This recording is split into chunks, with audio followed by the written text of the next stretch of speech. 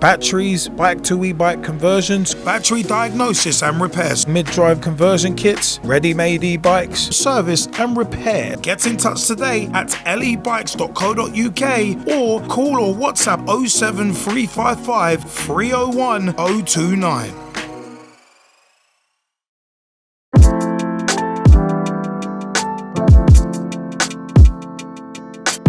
Hey everybody, what is up? My name is Liam Angel, aka Straight Shooting LJ, and welcome to another LE Bikes opinion piece podcast and vlog. Now, something very interesting that is about to come into effect is non-foldable e-bikes being banned on the TFL networks. Now, let me bring you up to speed with this. From the 26th of March 2025, non-folding e-bikes will be banned from the 31st of March on most of the Transport for London TFL network, it has announced. The operator said customers travelling with these kinds of e-bikes, including ones converted to e-bikes using kits, will not be permitted to travel on most services such as the Tube, Overground Elizabeth Line and Docklands Light Railway, DLR.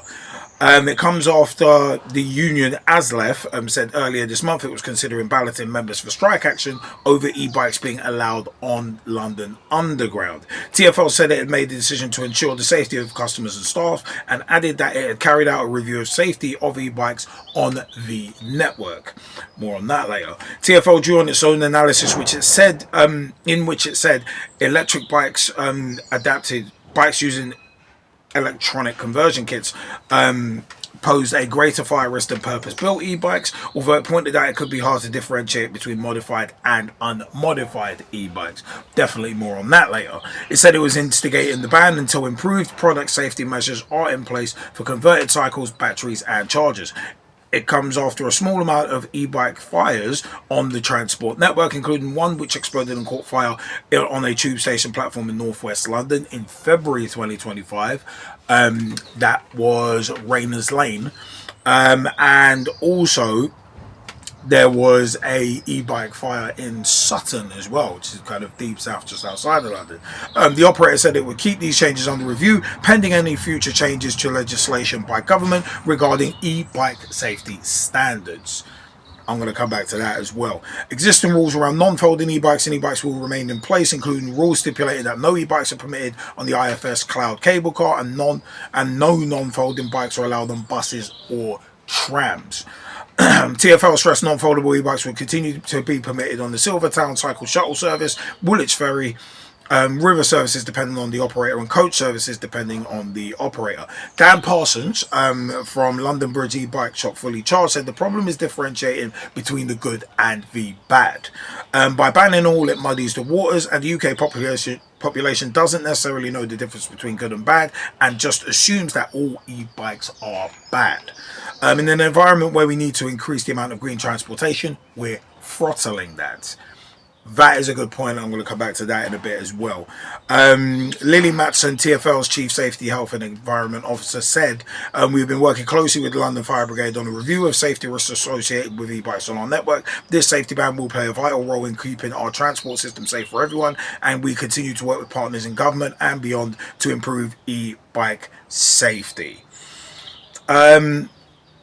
So it is one of them was where from London Fire Brigade, Charlie Pugsley, London Fire Brigade's Deputy Commissioner for Prevention, Protection and Policy, said the brigade welcomes this move as it acknowledges the risk that we know e-bike batteries can pose. I'll come back to that as well. While we recognise the sustainable benefits of e-bikes and micromobility generally bring to our city, the reality is that across London we have been seeing an e-bike or e-scooter fire every other day on average. I'll come back to that. And we have particular concern about the risk posed by conversion kits or modified e-bikes, he explained. You know what? A few things to kind of pick apart in that. First one being, I'll start this in order. TFL banning most non-foldable e-bikes from the 31st of March 2025. The first thing that kind of strikes me is how quick this has been done. Because the fire in Rayners Lane was in February of 2025. It took them under a month to come up with, right, we're just going to ban non-folding e-bikes. most of the time non-folding e-bikes are actually not allowed on the TFL networks anyway. Well, I'll correct that. Non-folding bikes in general are actually not allowed on the TFL networks from 9 o'clock. I think it's from 6 a.m. till 9 a.m. and from 4 or 4:30 till about 7:30 p.m. or 7 p.m. Give or take about half an hour each way on both of those times. So during peak hours, you're not allowed them on anyway. So that's e-bikes and regular non-folding bikes. But to ban all e-bikes, and I'm in agreement with the gentleman from Dan Parsons from Fully Charged Electric Bikes. I'm in agreement with him, where by banning all of them, you're putting all of them under the same umbrella, and it gives ammo to those who have an agenda against e-bikes. As I've discussed before, guys say like Adrian Chiles and the BBC, gives them even more fuel to the fire in their agenda against electric bikes. So I look at it as, I can see there's two sides to this. I can totally understand safety and banning non-foldable electric bikes. The weird thing is there is a bit of a loophole here, because in terms of them kind of being really wary of converted e-bikes, or bikes done with rear hub motors or mid-drive motors with the conversion kits, there you can actually convert folding bikes into electric bikes using those hubs. You can actually do that. So it's a bit weird that they went for one and not both. I'm not complaining about it, but it's kind of odd. So as well, it's a case of, I don't think there necessarily needed to be a straight up ban. I think TFL could have just said, right, if you're getting on the TFL network with an e-bike, folding or not, as long as you take the battery off, remove the battery, then you can come on the networks. To me, that would have been a bit better, a happy medium, because then what it does is it does eliminate the chance of something catching fire almost completely. Because if the battery's not connected to anything, there's a lot less of a likelihood of it just randomly combusting. We have seen examples of that happening. I'm not saying it doesn't. That's why I said almost. So just to ban them, just to ban all non-folding e-bikes, I think is a bit draconian, a bit of a sweeping gesture. Obviously it's under review. They have mentioned it's under review, so we'll see. They'll probably give it 6 months to a year and then reevaluate. But there have been obviously companies in the news such as Unit Pack Power with their triangular batteries, be a bunch of them being recalled. There have been those stories. But UL certification of e-bike batteries is something I've said I'm in favor of, because anything to do with safety and improving it is a good thing.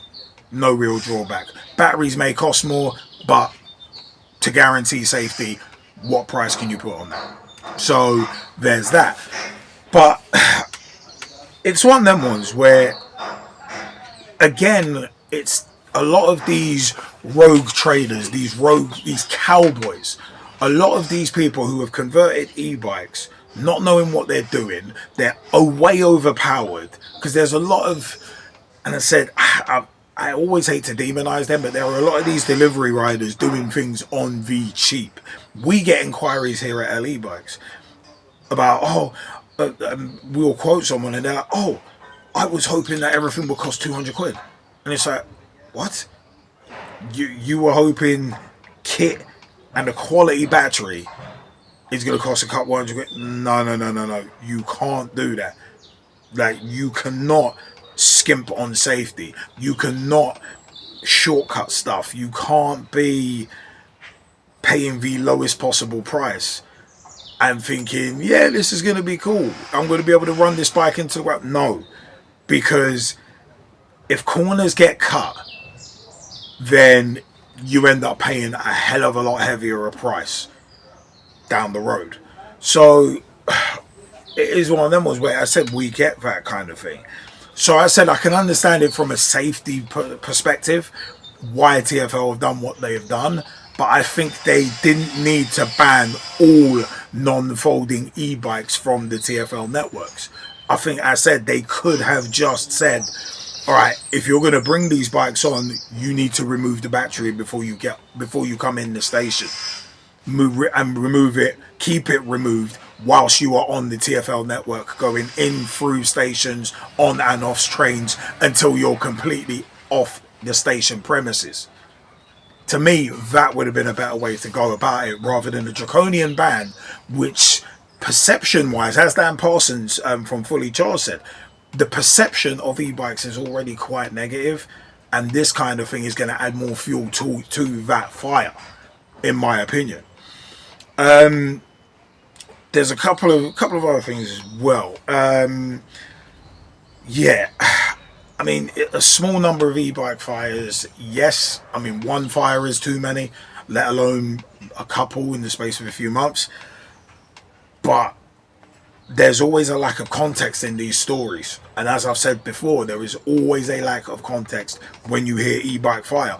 The Rayners Lane fire, for instance, there's like 14 seconds of an isolated clip.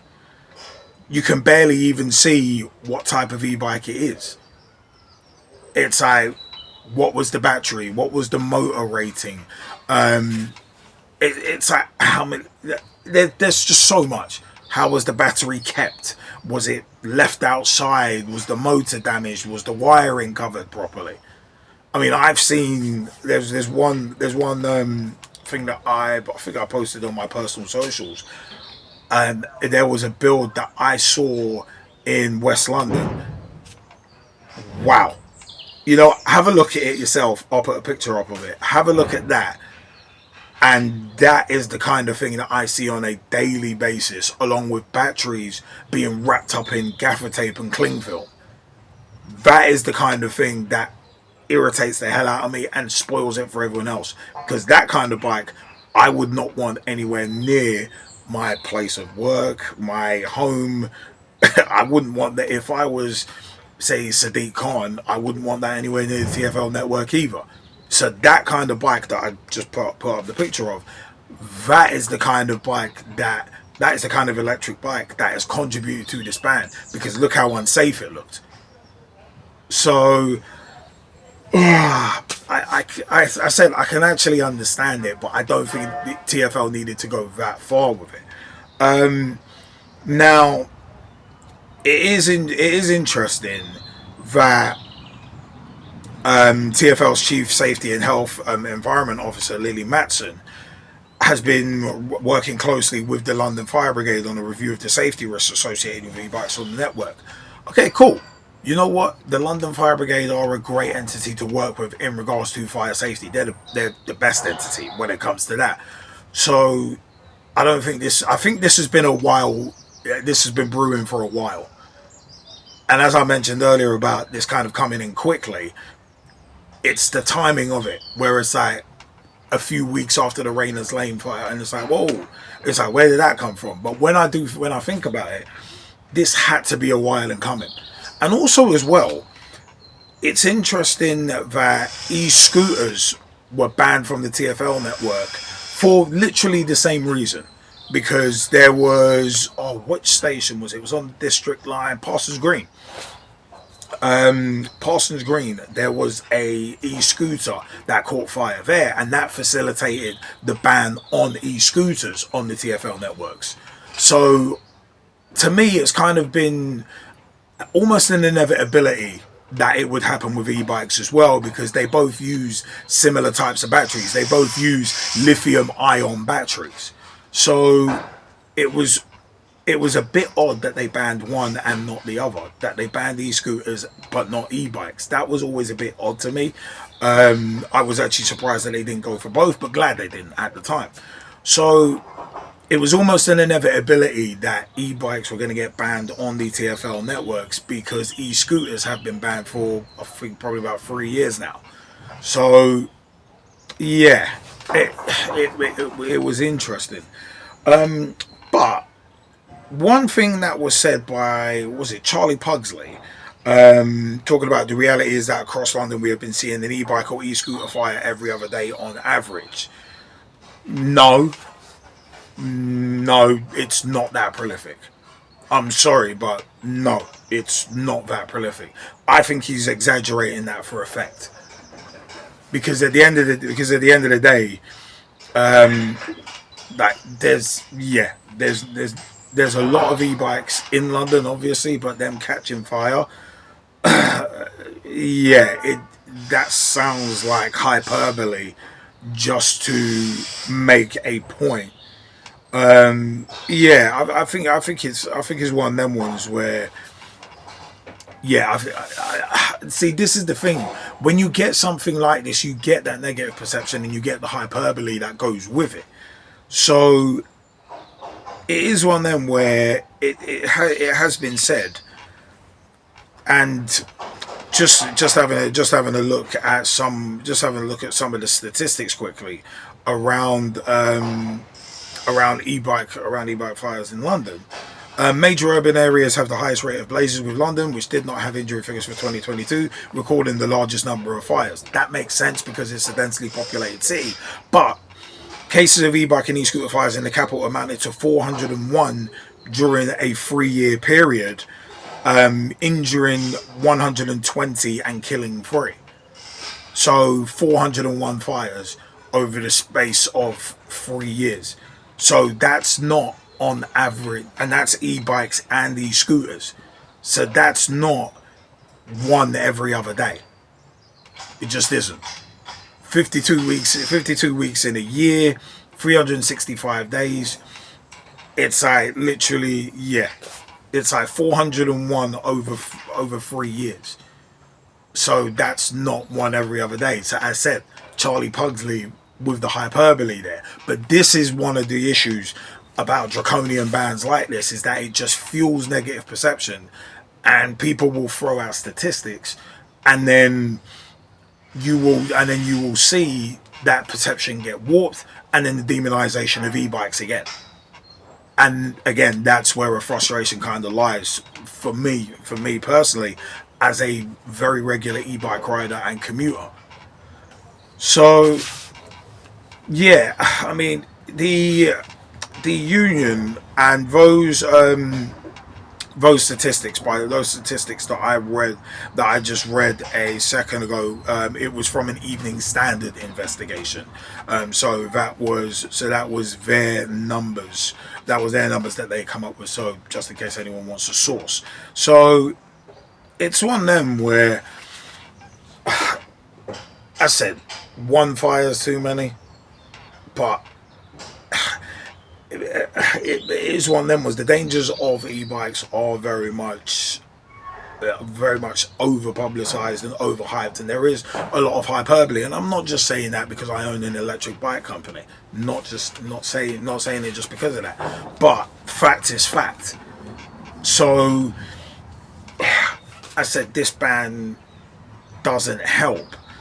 And one of the other things as well, the union, I think it was ASLEF, trying to organise a strike around e-bikes not being allowed on the TFL network. I don't think that was necessary. I think that's someone at ASLEF thinking, right, we've got another excuse to strike here, let's use it. Because, like, just talk to TFL and ask them. So obviously this ban's come into place, avoiding strike action. You could have just asked for it. You didn't need to threaten a potential strike until this was done. Didn't really have to, because as I said, this looks like it's been building for a while. The fact that TFL have been analysing and collaborating with the London Fire Brigade shows that this is not a quick thing. This is something that's been done for a while. It's been brewing for a while. But you know what? I want to know your thoughts on this. Should TFL be banning all non-folding e-bikes on the TFL networks? Should they?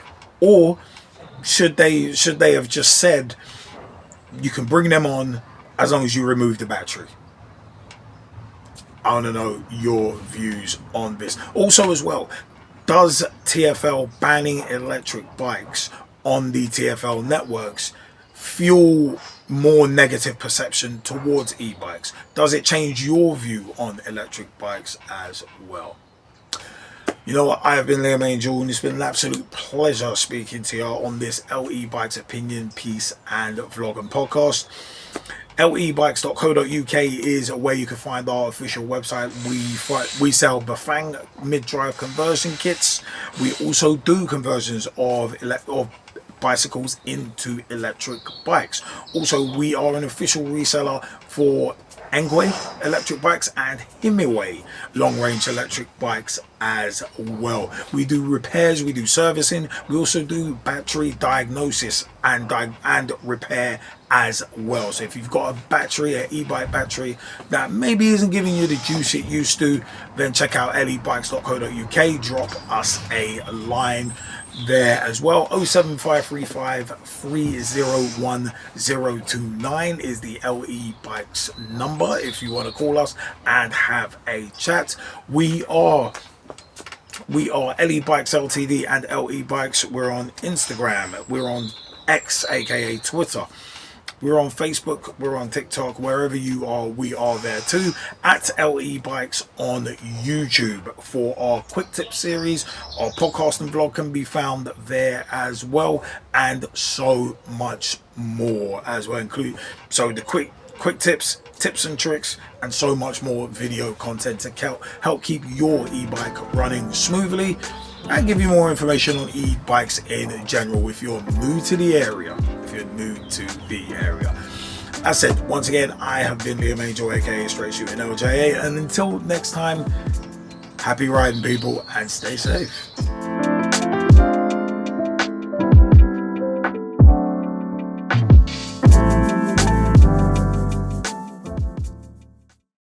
Looking for an electric bike? Want to convert a bike you already have?